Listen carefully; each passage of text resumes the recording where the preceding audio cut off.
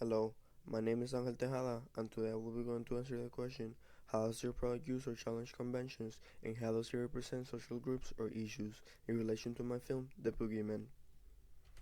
This is a small overview of what I will be covering: genres, theories, and representation. My film is a mix of multiple genres: mystery, dark comedy, and news parody, with news parody and mystery being the two main genres.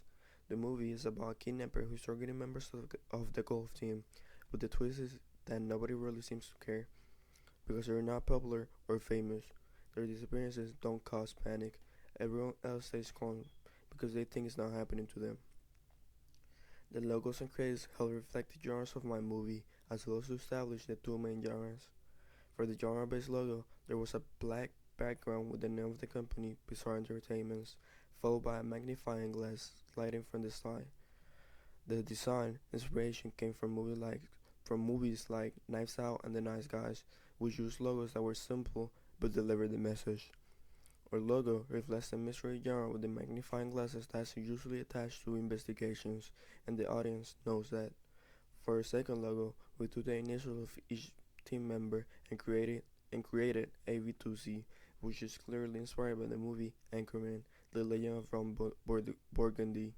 We we both did a similar job with the logos in order to reflect the news parody genre, which was to make it simple and feel like a legitimate news brand. Ours look ours look very similar to ABC News, as well a well-known news channel, making it easier for the audience to make the connection. For the credits, we recorded a school in which we were going to film and added some filters to maintain the identity of our movie, which was to make things simple but effective. The dark filter helped even further in the establishment of the mystery genre used in the film. In terms of genre, my film definitely uses the usual mystery conventions. There's an enigma, we have a kidnapper, victims disappearing, and a panic that builds suspense. The audience is meant to question who's responsible and what's going to happen next. We use tension, suspicious situations, and the gradual revealing of information to keep it feeling like a mystery. This may seem similar to the audience, as aspects of this came from the movie Knives Out, where there was a case, an enigma, and a killer with a growing number of victims. This been reflected in my movie by the kidnapper, the boogeyman, and his victims, the golf club members, and how the number of victims grow. This established at the beginning of the movie, as the report says, is that the seventh kid, establishing that the number of victims have increased to seven. That's where the dark comedy comes in. The movie is exaggerated and slightly uncomfortable for the audience, creating an awkward mood as the students take it as a joke, although it's a serious topic. But it reflects something that is real, something that is part of our society. This can be connected to our inspiration for the movie The Ridiculous Six, a dark comedy that makes fun of serious topics like no other. We took inspiration from this movie to make fun of a topic no one likes to talk about. The difference is that we made this less evident and less uncomfortable. The news parody also plays a big role. The reporters in my film treat the disappearance in a dramatic way at first, but then almost instantaneously detach from it, which makes fun of how the media sometimes decides which stories are important and worth the time talking based on popularity. It's a satire of how society and the media can prioritize certain people or groups over others.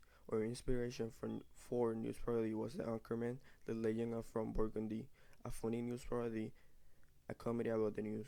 Our movie takes inspiration from this movie to make the news a fun thing to watch and to challenge the mystery conventions, as the audience is left thinking, what am I watching? The difference between this and our movie is the level of comedy implemented. As Anchorman is almost all comedy, while ours has a bit of comedy but with a sense of seriousness, as we dare touch on a topic not all people do. The way I use genre in my film can be linked to Steve Neal's theory of repetition and difference.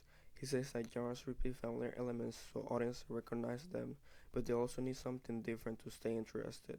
My film represents classic mystery elements like a crime and the building of suspense, but the difference comes from the reaction of the students. Instead of everyone panicking like you expect in a typical mystery, the students barely react. They're calm because the victims are members of the golf team, not the most popular group. Another theory closely tied to my film is Claudia Levi-Strauss' theory of structuralism, which believes in the idea of a universe of random facts that we have in our brains. underlying structures that act as a filter to understand our experiences. Claudius suggests the idea that the audience understands things as an interplay against things, binary oppositions. In The Boogeyman, this is represented by the fight between the students and the boogeyman, as the audience can interpret the students as an opposite force of what the boogeyman represents. The boogeyman being a figure of terror for the golf club members, as they fear being kidnapped, and then there are the rest of the students that seem not to care about the situation at all, as they don't form part of the golf club, making them think that they're not going to be kidnapped. The audience also interprets the golf club members and the students as opposite, as they see the situations differently. In terms of representation, my film is really about selective empathy. It shows the harsh reality that if you're not famous, popular, or socially valued by others, people may not care as much if something happens to you. The golf team represents people who are overlooked and ignored by others. Their disappearances is not seen as important, and that's the uncomfortable truth about our society the film is trying to highlight. As many people say that they care about others, but deep down in their hearts, they know that if the person was not popular or a family member, they really don't care. My film represents what the central issue. My film represents well the central issue, which is that people will only care about you depending on your social status. Overall, my project uses mystery conventions to create suspense, but challenges them with dark comedy and parody. Through Steve Neal's idea of repetition and difference, it keeps it unrecognizable so that people can make the connections, but he adds a twist. And socially, it represents how status affects how much society values someone based on their level of popularity and on who they are, which is the main message I wanted to the audience to think about. This is the end of my presentation. Thank you for your time.